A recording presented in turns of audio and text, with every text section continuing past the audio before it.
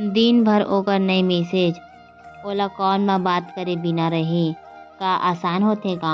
अब्बा टेंशन होगे हे ओला। मैं आज ओला मैसेज करहूँ त रिप्लाई घलो आही का?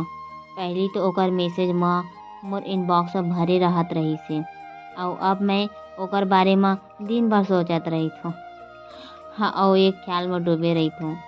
आज ओहा मोर बर फ्री हो पाही का? नई जानव। हमन दोनों कोई के रिश्ता काबर एतना उलझ गे हे समझ घलो नइ आवत हे। ओहा बिजी हे या बदल गे हे। बहुत पीड़ा आवत हे अउ बड़ दुख होत हे। मोला लगथे कि ये सब ल बताहूँ त मोला ही गलत समझ लिही।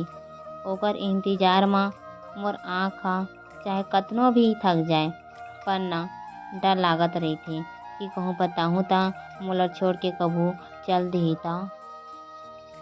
वैसे न बताओ, मोर जिंदगी म सब कुछ हे, बस ओकरे कमी हे।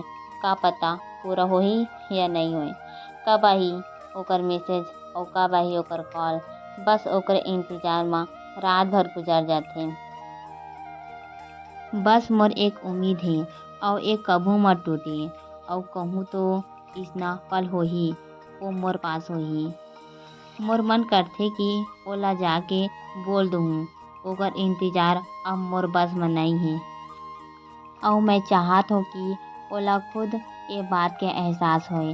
पता नइ हे कि ओला खुद समझ आही अउ पता नइ हे कि रिश्ता ह मोला कब तक मोला अकेला राख पाही अउ ए इंतजार के घड़ी ह कभू खतम होए के नाम नइ ले मोर बर। पता नइ हे कि ओला मोर एहसास कब होही। मैं करो त का करो? सही बताओ कुछ पता नइ हे। जेकर दिल म मोर प्यार हे, जेहा मोला अपन सब कुछ मानत होही अउ ओकर पास मोर बर एक मिनट घलो टाइम नइ हे। कोई इतना भी बिजी होथे का?